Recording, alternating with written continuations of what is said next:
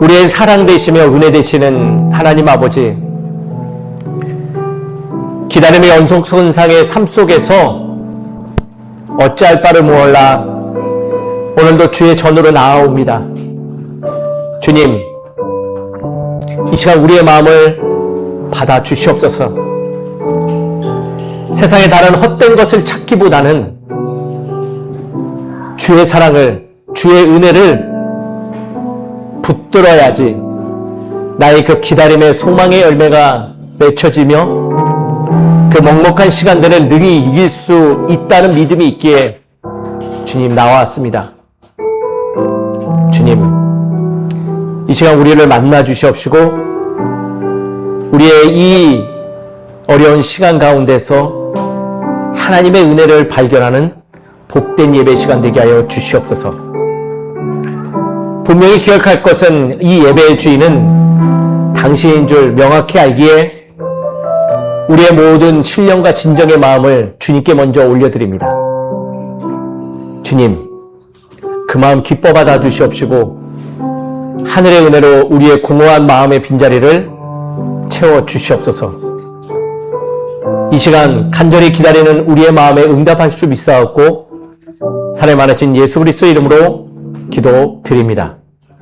아멘. 오늘은 성령 강림절 후 네 번째 주일입니다. 우리 다 함께 자리에서 일어나서 찬송가 17장 찬송 부르겠습니다.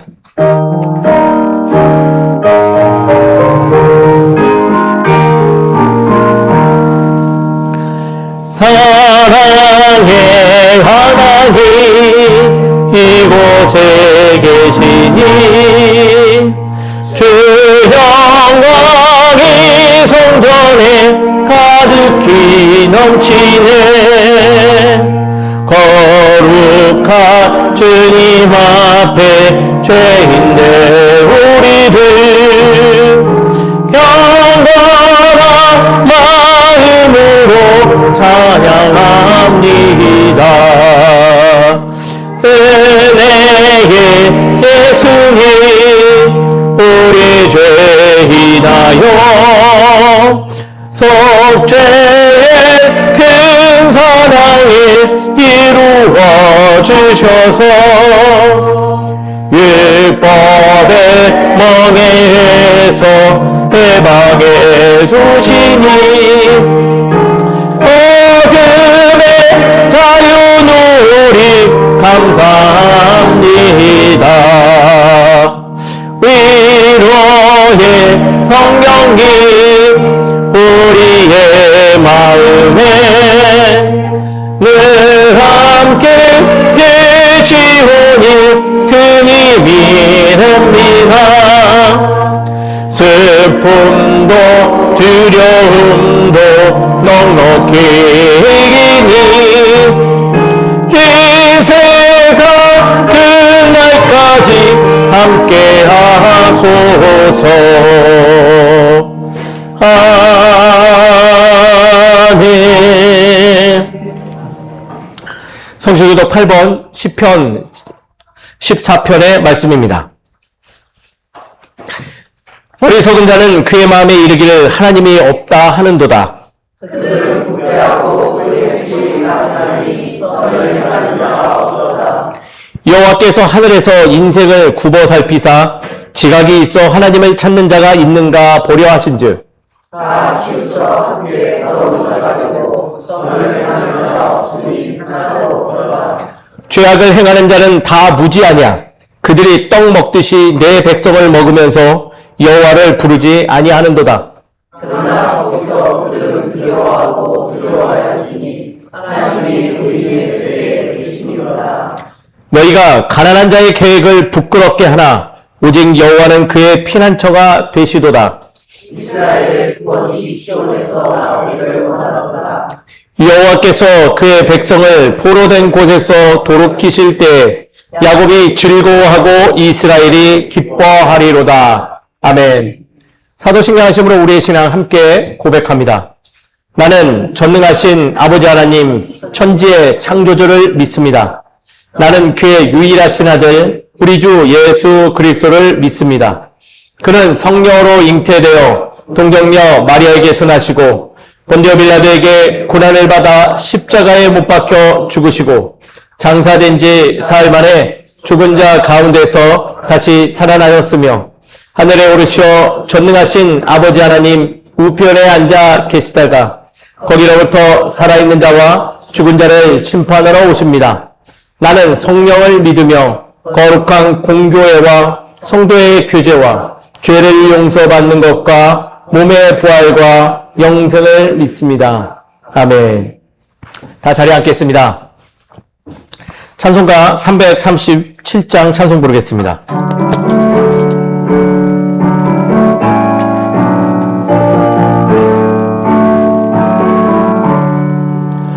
내 모든 시험 무거운 짐을 주 예수 앞에 아뢰이며 근심에 쌓인 날 돌아보사 내 근심 모두 맡기시네. 무거운 짐을 나 홀로 지고 견디다 못해 쓰러질 때 불쌍히 여겨 구원해 주니 은혜 주님 오직 예수. 내 모든 괴로 닥치는 환난 주 예수 앞에 아뢰이며 주께서 친히 날 구해 주사 넓으신 사랑 베푸시네. 무거운 짐을 나 홀로 지고 견디다 못해 쓰러질 때 불쌍히 여겨 구원해 주니 은혜 주니 오직 예수. 내 짐이 점점 무거워질 때 주 예수 앞에 아뢰이며 주께서 친히 날 구해 주사 내 대신 짐을 져주시네.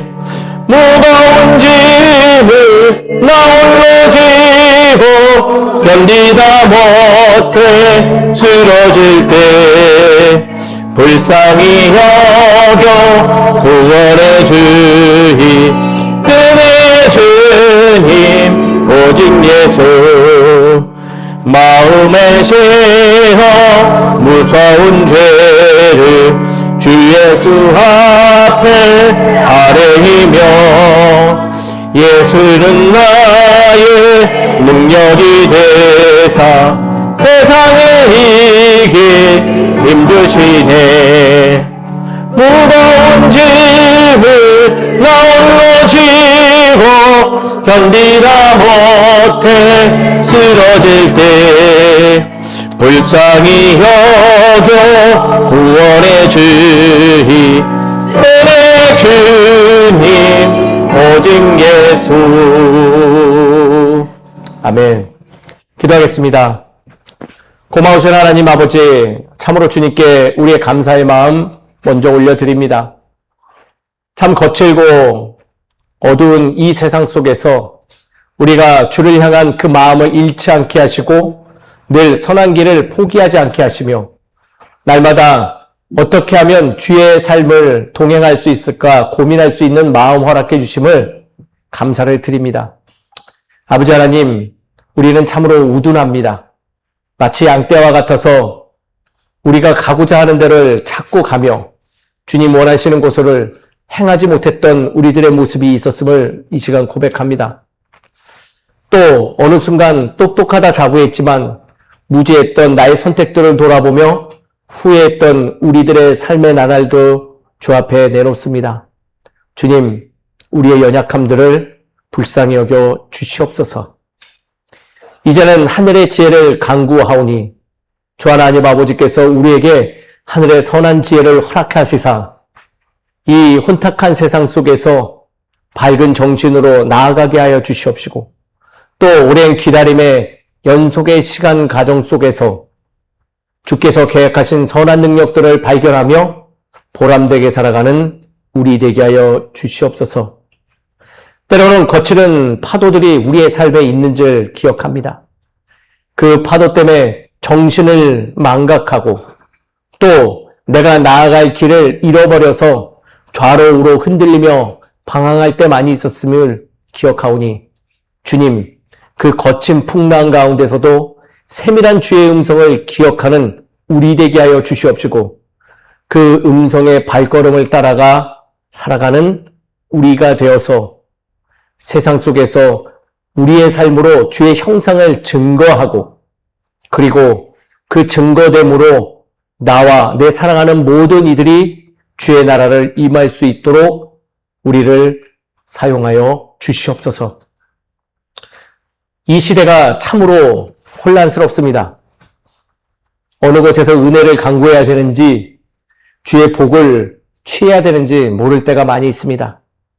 주님, 세상의 것들이 보이지 않는다면 우리가 스스로 하늘의 축복의 통로가 되어서 서로의 모습 속에서 하늘의 복을 취하는 우리 되게 하여 주시옵소서. 예배를 통하여서 우리의 삶이 하나님 나라 되게 하여 주시옵시고 그 삶을 제시함으로 많은 이들에게 복된 삶을 증거하는 교회 되게 하여 주시옵소서. 모든 것을 주님께서 인도하시고 허락하실 줄 믿사옵고 사랑의 말하신 예수 그리스도의 이름으로 기도드립니다. 아멘. 오늘 저희가 함께 나누실 하나님의 말씀은 창세기서 29장 20절의 말씀입니다. 창세기 29장 20절의 말씀입니다. 사실 오늘 안내지를 보시면요, 뒤편에 말씀이 이렇게 적어주셨는데요. 사실 오늘 말씀을 충분히 이해하기 위해서는 15절부터 35절까지 읽으면 굉장히 좋습니다.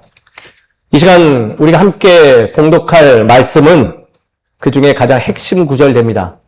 혹시 오늘의 본문을 봉독해 주실 분 있으시면 자리에서 살며시 일어나 주시면 감사하겠습니다. 네. 최 집사님이 먼저 일어나셨습니다. 예. 네, 김혁철 집사님 하고 싶으면 일어나셔서 해주셔도 좋을 것 같습니다. 야곱이 라헬을 위하여 7년 동안 라반을 훔겼으나 그를 사랑하는 까닭에 7년을 며칠같이 여겼다. 아멘. 가능하실까요? 괜찮으시겠어요? 예, 오늘 특별히 준비한 특송이 있습니다. 우리 권찬인 집사님께서 준비하셨는데, 나오실 때 좀 마음의 용기를 불어넣어서 우리 박수 한번 크게 쳐주시면 좋을 것 같습니다.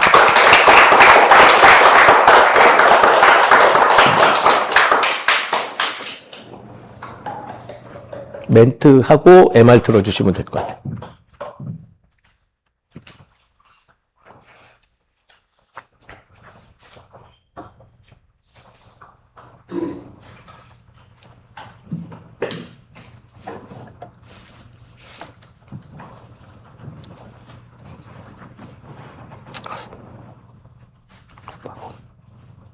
오늘 제가 준비한 곡은 영화 이집트 왕자의 내길 더 잘 아시니라는 곡인데요. 화면에 영상과 가사도 나올 겁니다. 제가 중간에 찬양을 멈출 때가 있는데 그때는 가사를 보시면서 마음속으로 성도님 각자의 고백을 드리는 시간이 되시면 좋을 것 같습니다. 부족하지만 찬양 드리겠습니다.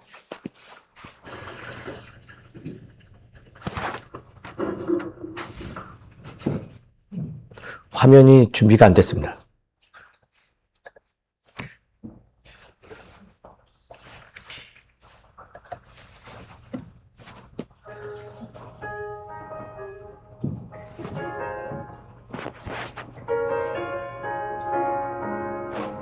길은 안 되고 그렇게 생각했죠. 다 이해할 수 없지만 그 길을 따랐죠. 하지만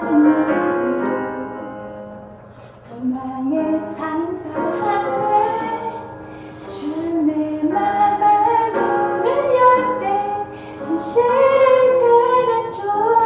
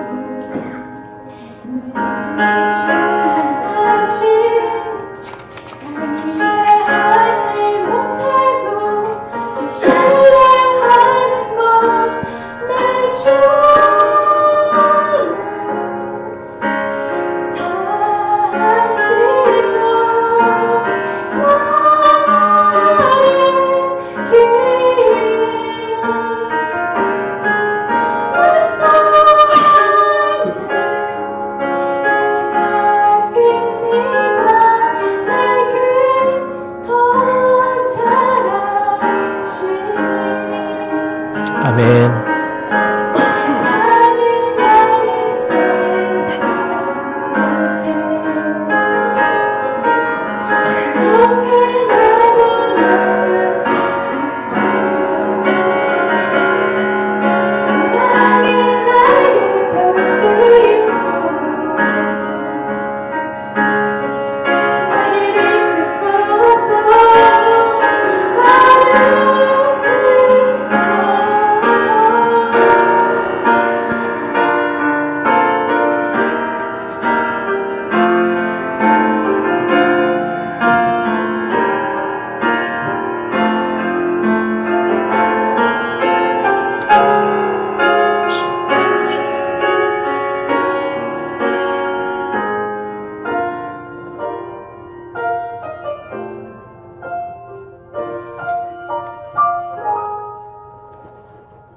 주님 더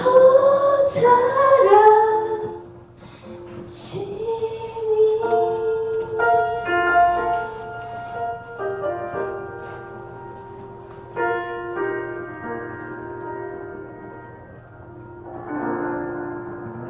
아멘.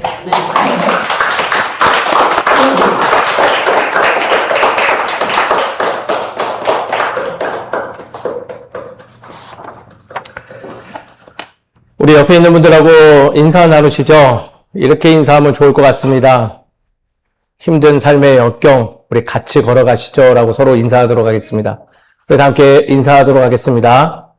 우리 어려운 길, 삶의 힘든 길, 우리 함께 같이 걸어가시죠? 같이 걸어가시죠? 먼저 가세요. 같이 걸어갑니다.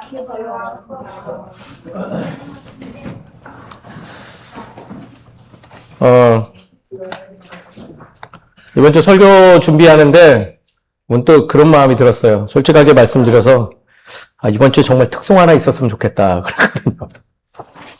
근데 오늘 말씀 제목처럼 기다림 속에서 설교 준비를 하던 중에 그런 마음이 들었는데 어저께 늦은 저녁에 특송을 하시겠다고 권장님 집사님이 연락을 주셨어요.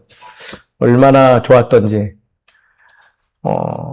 그것도 내용을 보니까 가사말이 딱 오늘 설교 주제하고도 맞아 떨어지는 게 굉장히 제 개인적으로는 은혜되는 신앙의 사건이었다라고 생각되어집니다.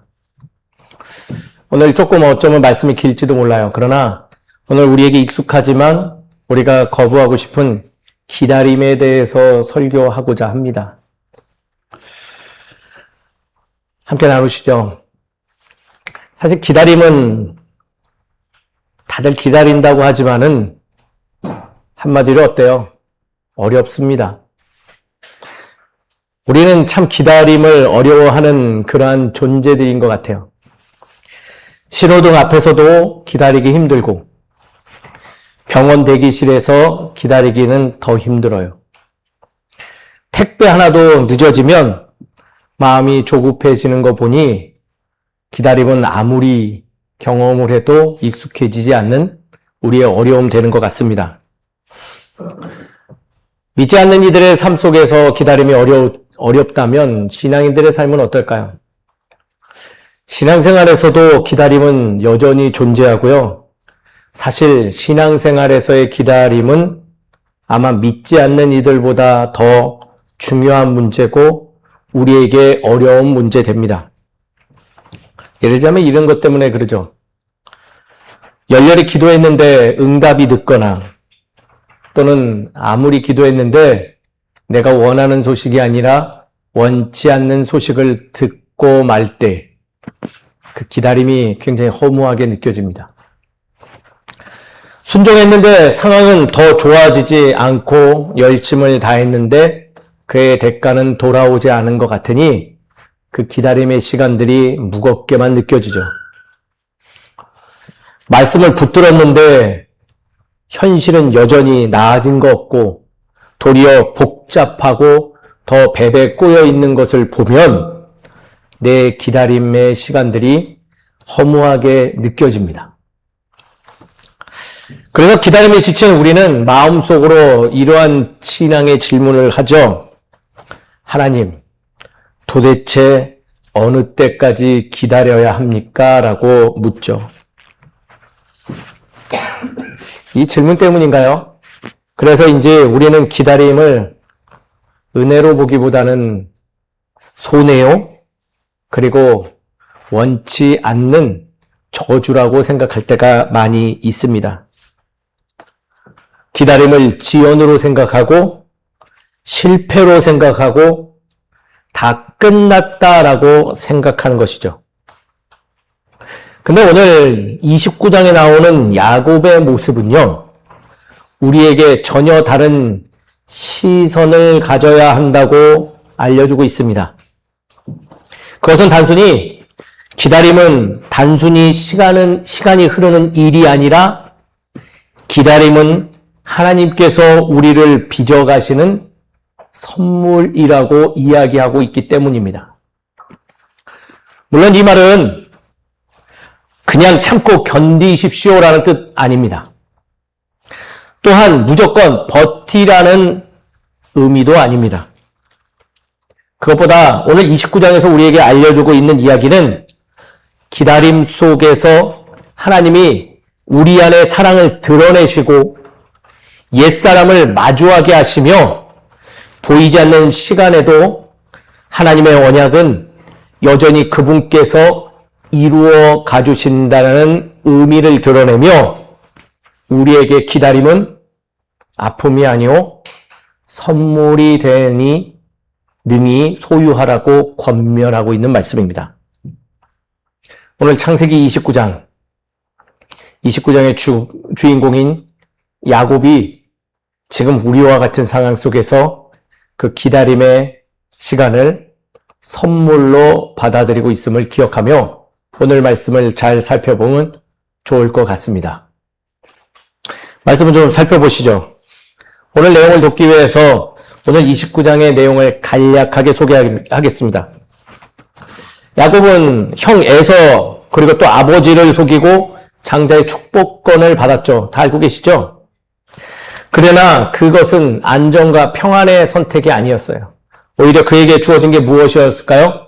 지난주 우리 함께 나눴죠? 형은 어떻게 됐다고 했어요? 형은 분노했고 또 아버지는 실망하였고 원하는 집에서 쫓겨나 도망자 신세가 된 것이죠. 그래서 지난주에 그가 어느 곳에서 그렇죠. 뻑하면 악해야 되는데 베델이라는 곳을 물론 그가 지은 지명이지만은 그곳에서 황량한 광야에서 하나님과 조우하는 사건 그리고 그 아브라함의 할아버지 아브라함과 그 아버지 이삭으로 받았던 언약의 약속을 동일하게 받음으로 그가 뭐라고 했죠? 하나님은 여전히 나와 함께 하셨구나라는 걸 깨닫는 사건에 놀라운 일이 벌어졌어요. 내가 너와 함께 있어 내가 어디로 가든지 너를 지키겠다. 가장 외롭고 두려운 밤에 하나님을 만난 사건은요. 정말 인간의 언어로 표현 못할 큰 은혜의 사건이 되었다는 게 지난주의 말씀 중에 한 부분이었죠. 그렇다면 이제 이런 은혜의 사건 겪으면 무슨 일이 벌어져야 돼요? 예? 어떤 일이 벌어져야 돼요? 기대하시는 것들이 있잖아요. 이 정도 고생했으면 또 고생 후에 이런 은혜의 사건이 있었으면 무슨 일이 벌어져야 돼요?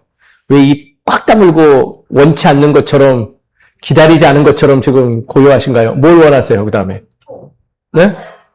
만사 형통, 대박, 로또 당첨, 그것도 뭐도 있을까요? 부귀영화, 부동산 급등, 주식 수익률 5,000% 이런 일이 벌어져야 되죠. 그러나 28장의 그 은혜로운 사건 이후에 29장의 내용은요, 정말 의아스럽습니다.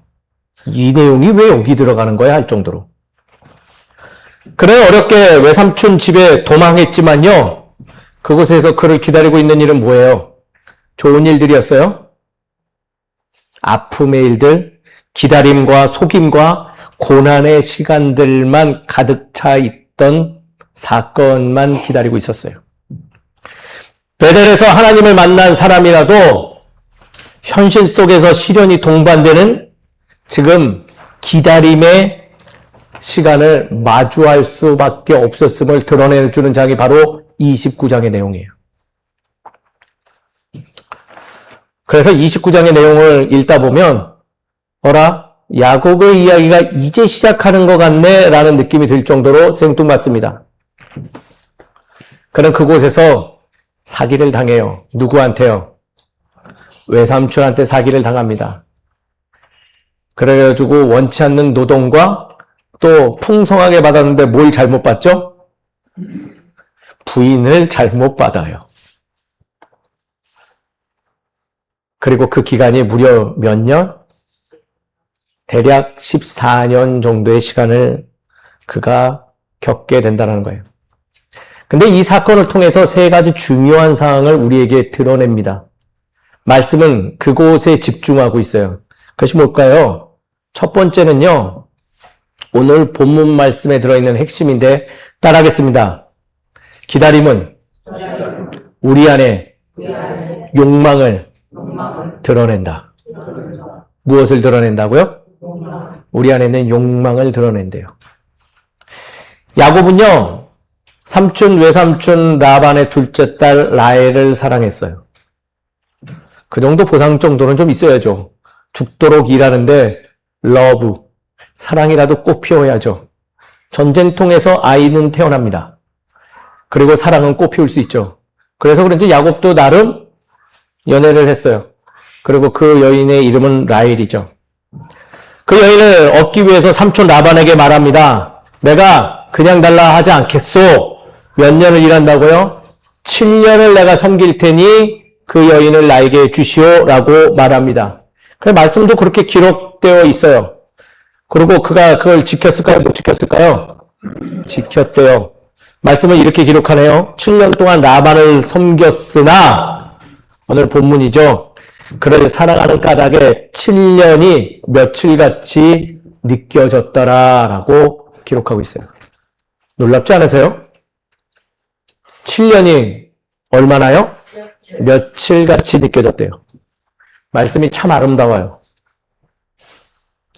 사랑하기 때문에 7년을 며칠같이 느꼈대요. 7년이 짧은 시간인가요? 그냥 며칠같이 느껴질 시간인가요? 아니에요. 힘든 시간이에요. 오늘 말씀은요, 단순한 야곱의 연애사를 기록하려고 넣은 거 아니에요. 그 짧은 한 구절 속에 들어있는 내용은요, 기다림이 무엇을 지금 잘 드러내고 있는지 알려주는데, 기다림은 내가 무엇을 사랑하고 있는지에 대한 욕망을 잘 드러내고 있다는 사실이 기록되어 있는 거예요. 이렇게 표현하면 더 편하실 거예요. 사람은요, 자기가 진짜 사랑하는 것을 위해서 기다릴 때 시간이 어떻게 느껴진다고요? 짧게 느껴진다는 거예요. 즉, 소중하고 가치 있는 것이라고 생각할 때 그 시간이 사용되어지고 그 고난의 기다림 속에서 이것을 전혀 고난으로 느끼기보다는 기쁨이요 소망으로 느껴서 그 수고를 견딜 수 있다는 거예요. 기다림의 시간은 불편하지만 그 시간은 먼저 무엇을 드러낸다고요? 우리의 마음을 드러내는 거예요. 그리고 그 드러낸 마음 안에 내가 무엇을 진정 사랑하고 있는지를 보게 하고 있다라는 거죠. 하나님을 기다리는 건지, 아니면 내 욕망을 기다리고 있는지, 무엇을 더 사랑하고 있는지 그 기다림의 시간을 통해서 알고 있다라는 거예요. 그래서 기다림은요, 신앙하는 데서 이렇게 비유하곤 해요. 기다림은 나의 진짜 모습을 보여주는 하나님의 거룩한 거울이다라고 표현하기도 하죠. 사랑하는 성도님 여러분, 예배 시간이 짧게 느껴지세요? 길게 느껴지세요?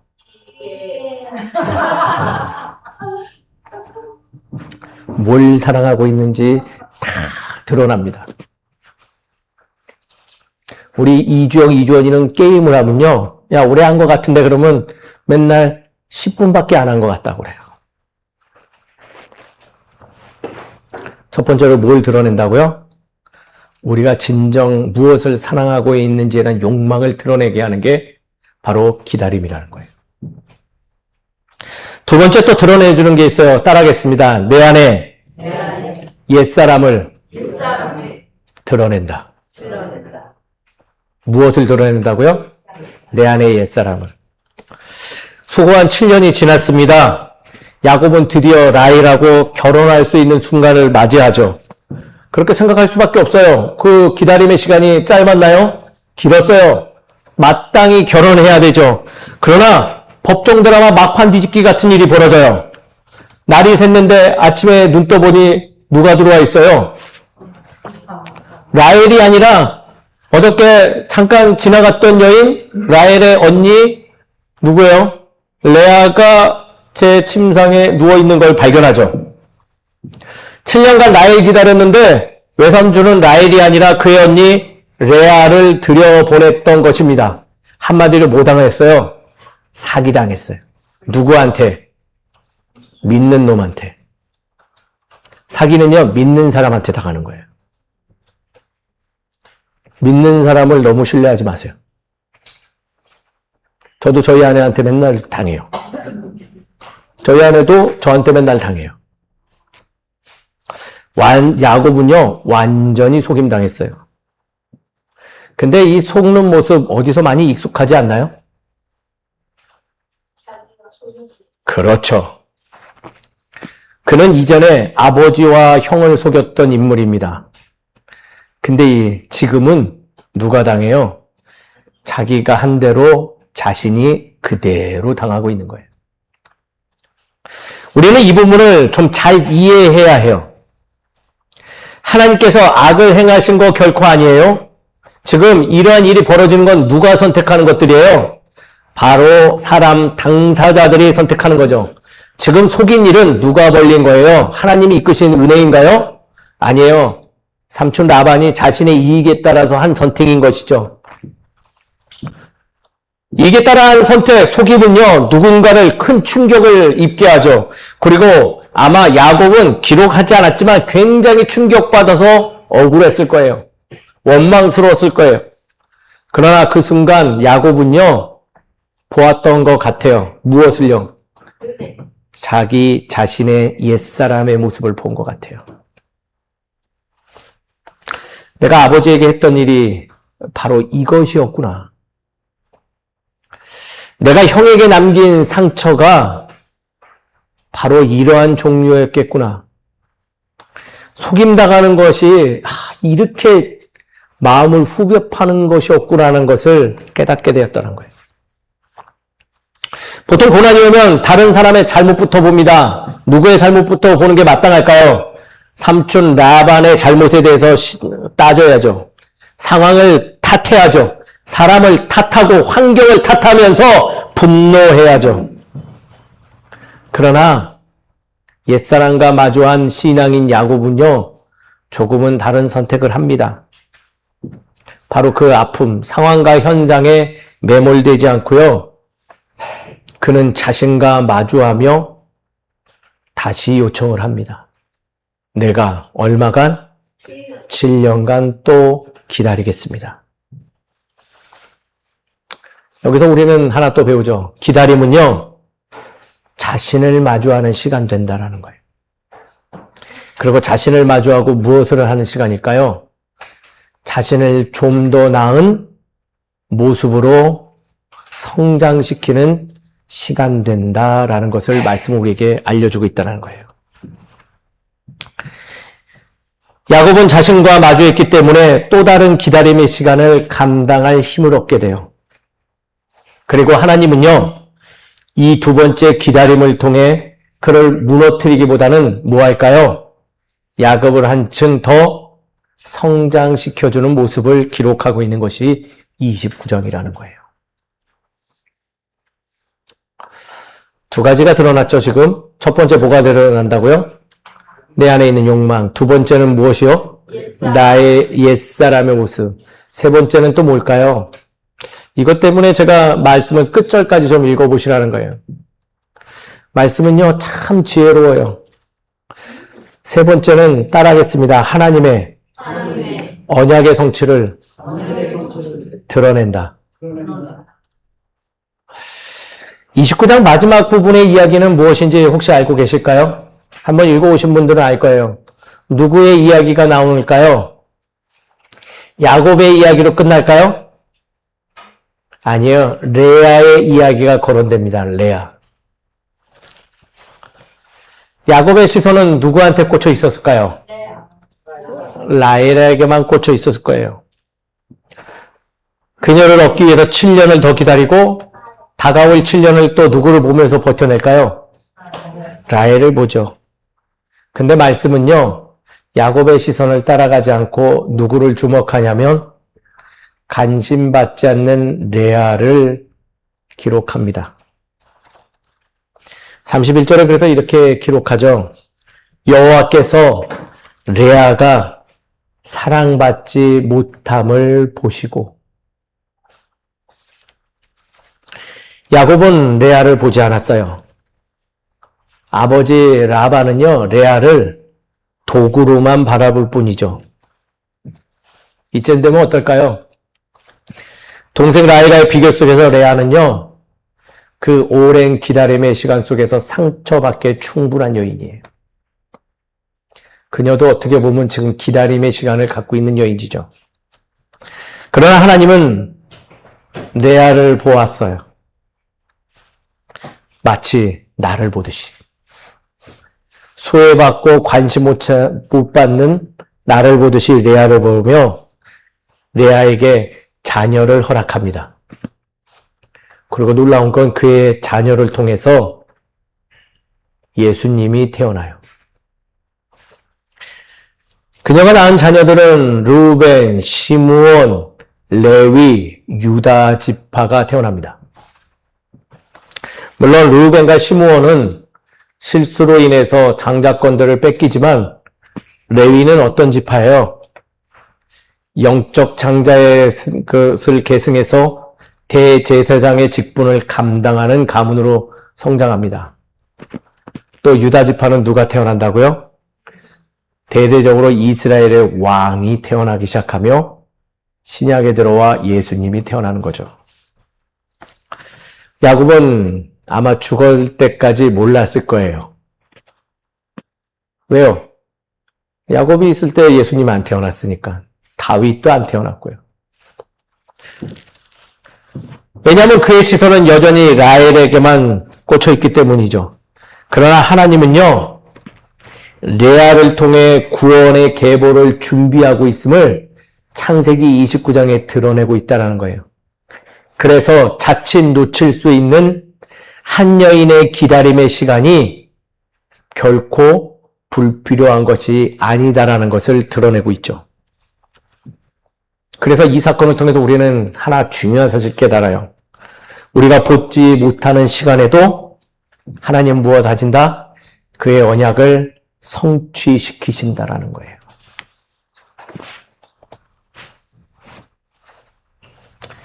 이쯤 되면 기다릴만 하죠.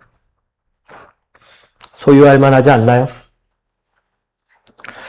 근데 우리는 왜 이렇게 이런 귀한 기다림의 시간을 견디기 힘들어 할까요? 첫 번째는요, 기다림을 자꾸 실패로 인식하기 때문에 그래요. 시간이 오래 걸리면 실패한 줄 압니다. 그러잖아요. 아유, 이거 안 돼. 안 되는 거구나. 그래서 뭐예요? 팔아요. 내 기다림을 그냥 놔버려요. 요즘 제가 주식 조금 해봤는데요. 열심히 기다렸다 파니까 주식이 올라요. 얼마나 약이 올랐는지. 똑같아요. 신앙에서 기도가 더디 응답 때문요. 뭐해요? 그냥 포기해요. 안 들어주나 보다 하고. 그러니까 하나님 침묵하는구나. 나를 사랑하지 않는구나 라고 생각하죠. 내가 원하는 결과가 들려오지 않으면요. 하나님이 나 외면했구나, 버렸구나 생각하죠. 그래서 야곱처럼 오랜 시간을 소비하는 경험을 하면요, 우리는 뭐예요? 속절없이 무너져 버리죠. 그래서 기다림은 이 꼴로 곧 실패다 생각하니 견디기 힘들어하는 거예요. 그러니까 기다림은 그런 시간이 아니에요. 뭐 하는 거라고요? 내 안에 무엇이 있는지 살펴보는 시간이에요. 나의 옛사람과 마주하는 시간도요. 하나님의 언약의 성취가 분명히 이루어지는 확실한 증거돼요. 그것을 인식할 때 기다림이 견디기 쉬워진다는 거예요. 둘째, 우리가 견디지 못하는 일은요, 기다림 속에서 나와 마주하는 것을 두려워하기 때문에 기다림을 힘들어해요. 누구와 마주하는 걸 힘들어한다고요? 나, 속사람의 나. 그래서 불편하고 빨리 끝나기만 하기를 원하죠. 속사람의 나는 무엇을 많이 갖고 있나요? 검은 욕망, 상처, 조급함, 선택의 실패를 갖고 있는 그 옛사람의 나. 심리학에서 나오는 게 있는데요. 이런 말이 있습니다. 단점도 나다. 그것도 나예요. 연약함도 나예요. 내가 버리고 싶은 모습이 있나요? 내가 살면서 선택해서 후회했던 순간에 내가 보이나요? 그것도 누구라고요? 나예요. 근데 그 나를 마주하기 싫어서 기다림이 불필요하다 생각한다는 거예요. 사랑하는 성도님 여러분, 그 연약한 내 옆에서 잡아주신 하나님이 보이면 그 옛사람과 나는 마주할 수 있음을 기억하시는 우리 모두가 되기를 주의 이름으로 축원드립니다. 세 번째는요, 우리가 기다림을 견디기 힘든 세 번째 이유는 따라합니다. 보이는 결과만 하나님의 일이라고 생각하기 때문. 뭐만 하나님의 일이라고 생각한다고요? 보이는 것만. 기다려도 보이지 않으니 하나님 없는 것 같죠? 내 소망은 사라진 것 같죠? 근데 레아가 그것이 아니라고 우리에게 정면으로 반박합니다. 보이지 않아도요, 하나님의 일은 반드시 성취됩니다. 그것을 기억할 때 기다림이 며칠 같은 시간이 되는 거예요. 그래서 말씀을 우리에게 이야기해요. 사실은 기다림은 선물이 됩니다. 기다림을 통해서 하나님 나라의 선물을 반드시 소유할 수 있을 겁니다 라고 이야기하는 거죠. 29장의 내용은요, 야곱의 7년, 야곱의 14년은 낭비가 아니라 변해가는 과정이다. 그 안에 있는 검은 욕망이 조금은 볼만할 정도로 변해가는 과정의 시간이고 하나님이 주신 기회다. 그 과정을 통해서 그는 결국 그 형과 화해하게 되고 가족과 화해해서 집으로 돌아갈 수 있는 그런 은혜 된다라고 이야기하고 있어요. 두 번째로 자신을 마주한 야곱은요, 타인의 아픔을 공감할 수 있는 성숙한 사람이 됨을 우리에게 증거하고 있다는 거예요. 옛사람을 마주한 야곱은요, 물론 그의 삶에서 여전히 불완전했지만 그는 어찌됐든 우리가 하기 힘들어하는 화해를 이끌고자 용기 있게 야복강으로 나아갔던 인물이에요. 과거에 그는요, 도망가기 바빴던 이가 돌아올 수 있는 용기를 허락했어요.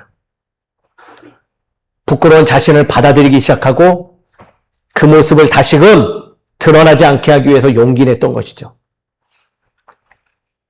그것도 은혜의 사건이라는 거예요. 세 번째, 하나님의 깊은 일하심을 우리 눈에 보이지 않아도 레아를 통해서 드러내시며 우리에게 힘이 되는 말씀이요, 기다림은 곧 선물이다라고 이야기하고 있다는 거예요. 다시금 말하지만요, 보이지 않는다고 하나님 멈추신 거 아닙니다.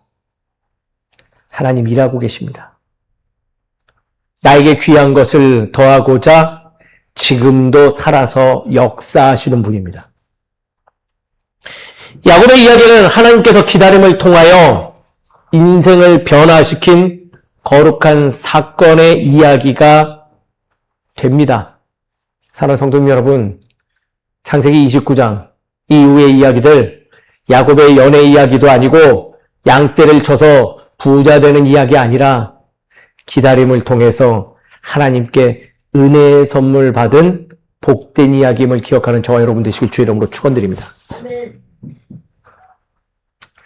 그래서 오늘 말씀을 우리의 삶에 어떻게 적용하면 좋을까요? 첫 번째는요, 따라합니다.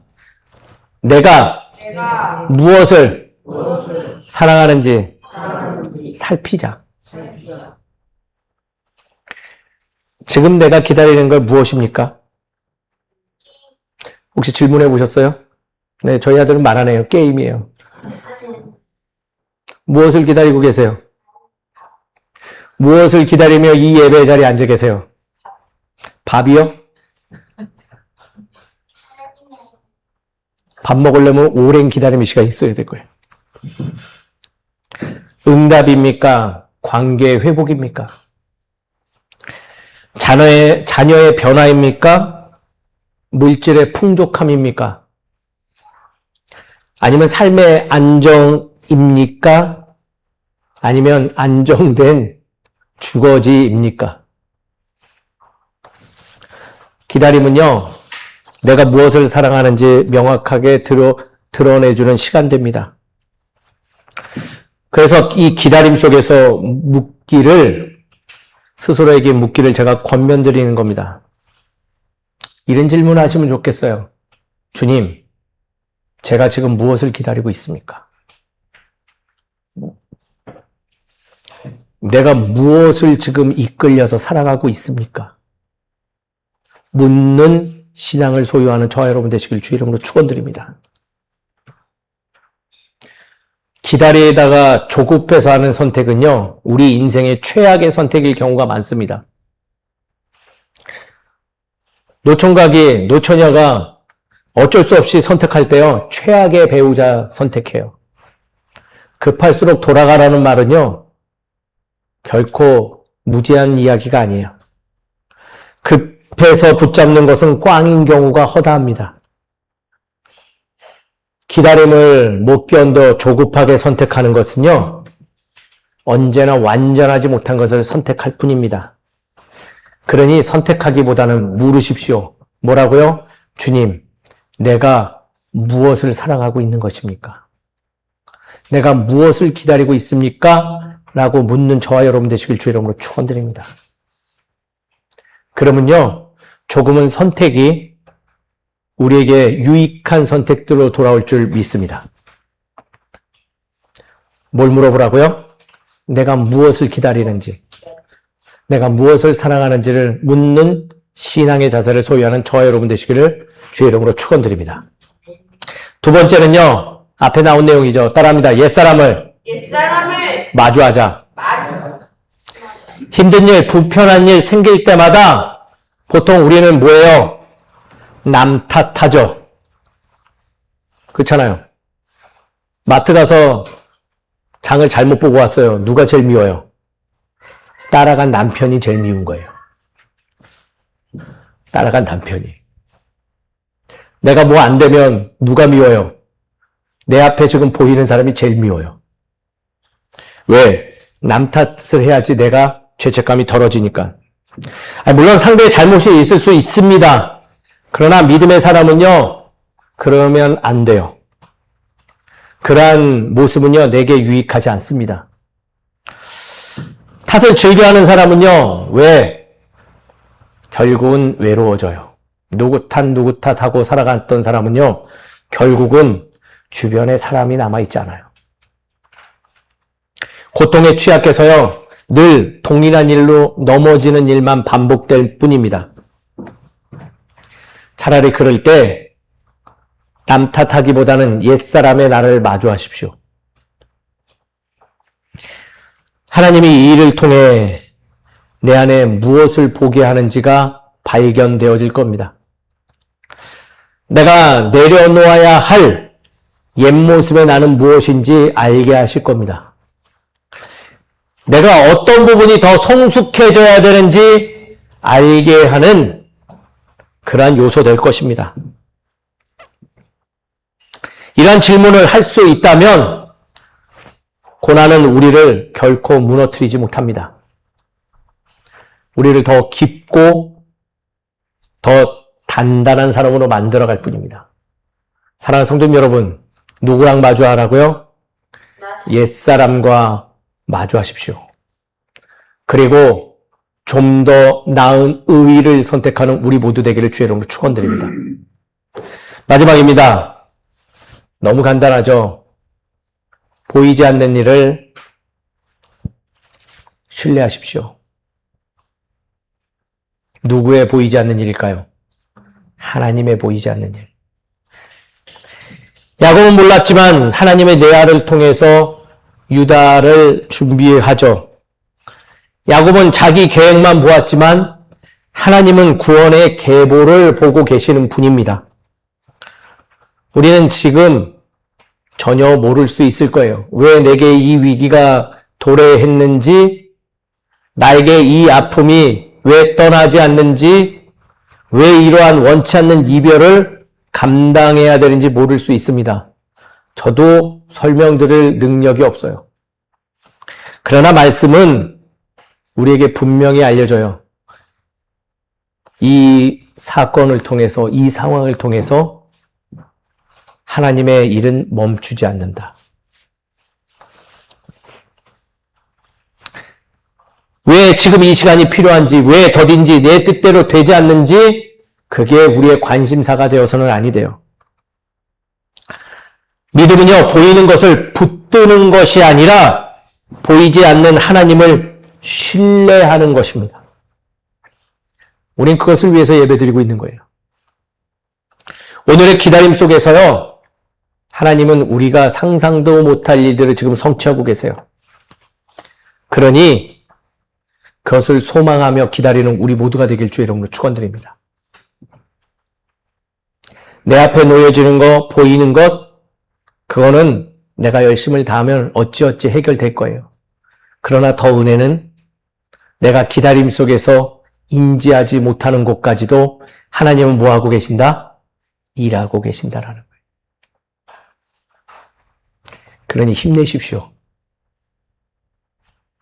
그러니 일어나십시오. 아까 찬양의 야곱의 기다림의 찬양 속에 그가 한 줄기 하나님의 그 빛을 보며 나아갔듯이 사랑하는 성도님 여러분, 우리 함께 나아가는 우리 모두가 되길 주 이름으로 축원드립니다. 말씀을 정리하죠. 야곱은 이러한 일들이 있었기 때문에 이 기다림을 통해 성숙해졌고 고난 속에서도 자기 자신을 보며 알지 못하는 시간 속에서도 하나님 일하고 계심을 잘 드러내주는 인물 되었습니다. 오늘 우리는 오늘의 말씀을 보며 고백하길 소망합니다. 기다림은 하나님의 포기가 아니다. 기다림은 하나님이 주신 선물이 된다.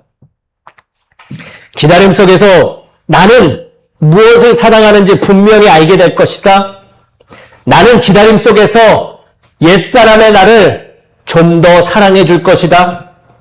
나는 기다림 속에서 내가 보이지 않는 하나님의 놀라운 손길을 깨닫게 될 거다라는 고백을 하는 우리 되길 소망합니다.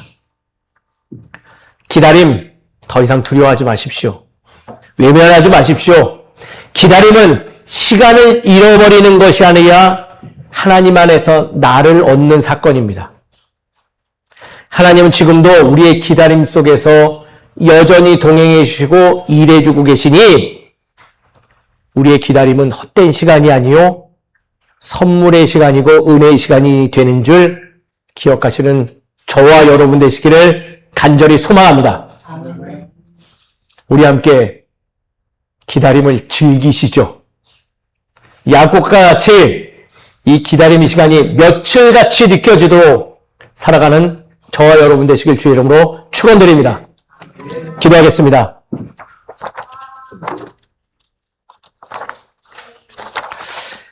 사랑과 은혜가 풍성하신 하나님 아버지, 오늘 말씀을 통하여 기다림의 의미를 다시 깨닫게 하시니 감사합니다.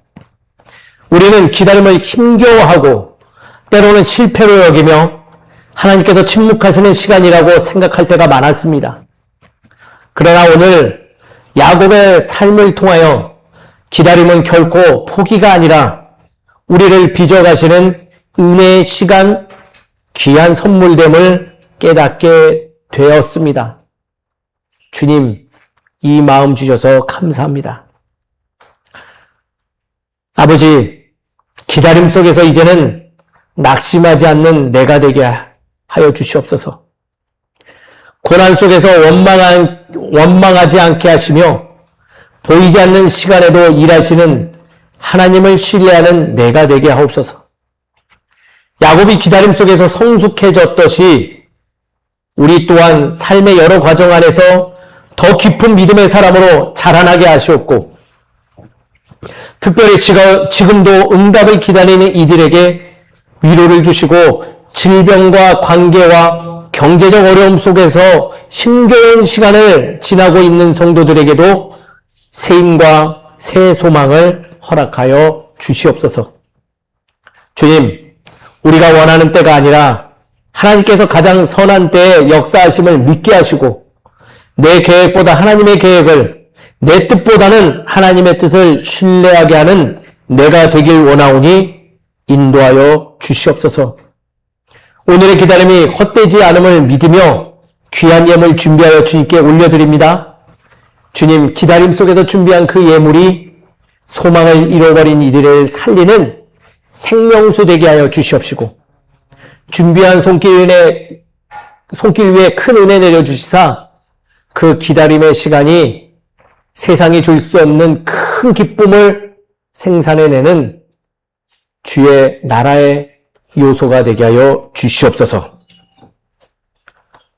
우리의 기다림의 시간을 통하여 더욱 성숙된 믿음의 사람으로 성장할 줄 믿습니다. 주님, 우리의 삶을 들어서 사용해 주시고 우리의 모습을 기뻐받아 주시옵소서. 이 모든 것을 주님께서 인도해 주시고 허락할 줄 믿사옵고 살아계신 예수 그리스도 이름으로 기도드립니다. 아멘. 다 자리에서 일어나 예수신경 하신 후에 축도함으로써 예배 마치도록 하겠습니다. 예수신경 외치도록 하겠습니다. 이스라엘아 들으라, 주 곧 우리 하나님은 유일한 주시라. 내 마음을 다하고 목숨을 다하고 뜻을 다하고 힘을 다하여 주 너의 하나님을 사랑하라. 그리고 내 이웃을 내 자신과 같이 사랑하라. 이보다 더 큰 계명이 없느니라. 아멘. 축도하겠습니다. 지금은 우리 주 예수 그리스도의 은혜와 하나님의 무한한 사랑과 성령님의 감화감동 역사하시고 인도하심이 이제는 기다림의 시간 속에서 주저앉기보다는 당당히 일어나 주님과 동행하기를 선택하는 이 자리에 있는 모든 성도들 머리 위에 가정과 직장과 삶의 터전위에 이제부터 영까지 함께해 주시기를 간절히 축원하옵나이다. 아멘.